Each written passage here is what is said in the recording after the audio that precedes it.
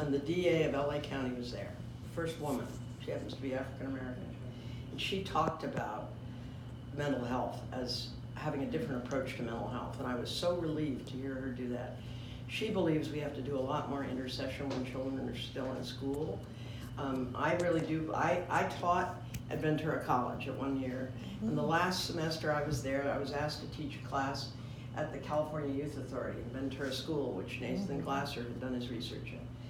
And I went over there, and turns out I was supposed to have 25, I had 53. It was, they said we can send 28 of them back to their cells. I said, no, I just need 28 more textbooks. The guy said, I don't think we can get them by the end of the semester. So I went down to the UC Santa Barbara bookstore and bought 28 copies of the textbook. It cost me more than I got paid to teach the class, but the guy was mad at me, but then he reimbursed me. But nonetheless, I would stay after class because I had a night class at Ventura College, and this class was in the afternoon. So I would stay after and open the library because they were getting college credit from Ventura College, and they needed to do a research project. So I got to know them. And the stories these young people, they're incarcerated, but the stories I heard from them hurt my heart. One girl was addicted to heroin by her mother at the age of 13 and put in a prostitution stable. The human trafficking issues could make anybody crazy, I think. And so I think there's a lot of kids that are in really dysfunctional households, and we have to be a lot more nimble about getting mental health to people that are not being raised in very stable situations. I will tell you that in my, I really wanted to go away to college, partly because my mother was an alcoholic. My grandmother who lived with us was an alcoholic.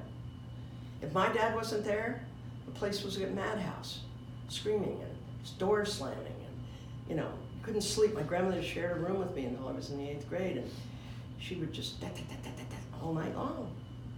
So, but as a result of having grown up in a dysfunctional household, I had an epiphany. I started reading about dysfunctional households, and I realized if you're not from a dysfunctional household, you'll marry someone from a dysfunctional household, or your best friend will be from a dysfunctional household. I'm a triple dipper. And the truth be known, the research shows that over 70% of the kids who come from dysfunctional households become functional adults. You know what they've got in common? They got more education than their parents, and they had a mentor or mentors, usually multiple, most commonly teachers. It could be an aunt. I had a couple of really rock star aunts, but I had some amazing teachers who really and truly helped me without, I don't even know if they knew. I would come to school late sometime because nobody would get me up in the morning. My dad left really early, and Nana and my mother would sleep in. And so I say this because I really do believe that many people who we see on the streets who are mentally ill could in fact have been saved and can still be saved. But we have to be more nimble. So the district attorney today was talking about how they're doing a lot more with mental health when people start acting out to try to get them the support that they need. In some cases they've gotten addicted. And I bet if several of you in this room know somebody who had a child who got on the opioids. I do. And one girl died. Just heartbreaking. I've noticed it before she was born. It's heartbreaking. She had a stroke. And she was just getting it together. She had a second stroke. So we have a lot to do. The Swiss were treating drug addiction as if it was a crime. And in the 70s they thought, maybe we should try treating it like it's a mental health issue, and addiction instead of imprisonment. And guess what? The Swiss have largely gotten rid of their drug problem. It's a little bit, but it's nothing the way it was, and the same in Portugal. So it's time for us to be more nimble so that when someone is, really acting out, and I know people that have adult children that are schizophrenic and or have some other issues.